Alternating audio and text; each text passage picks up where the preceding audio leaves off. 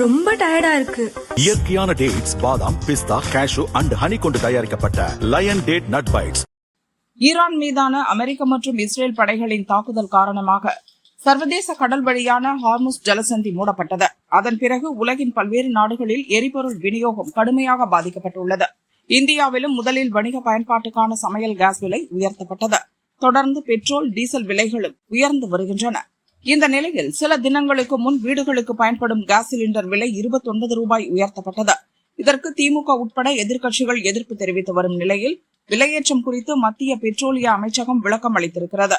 அதில் கூறியிருப்பதாவது: பெட்ரோலிய பொருட்களின் விலை சர்வதேச சந்தையுடன் தொடர்புடையது. ஒரு சிலிண்டர் இறக்குமதிக்கான அடக்க விலை 1600 ரூபாயினை கடந்து சென்றுவிட்டது.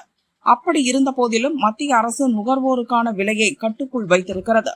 தற்போது ஒரு கேஸ் சிலிண்டர் விலை 942 ரூபாயாக இருக்கிறது. உஜ்வாலா திட்டத்தின் கீழ் 10,58,00,000 பயனாளிகளுக்கு முதல் 4 சிலிண்டர்களுக்கான 300 ரூபாய் மானியம் தொடர்வதால் அவர்கள் வெறும் 642 ரூபாய்க்கே சிலிண்டர் வாங்கிக் கொள்ள முடியும்.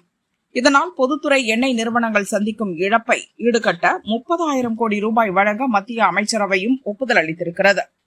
நம்முடைய பக்கத்து நாடுகளை விடவும் அமெரிக்கா, ஆஸ்திரேலியா போன்ற வளர்ந்த நாடுகளை விடவும் இந்தியாவில் சமையல் கேஸ் சிலிண்டரின் விலை குறைவாகவே உள்ளது என பெட்ரோலிய அமைச்சகம் விளக்கம் அளித்துள்ளது.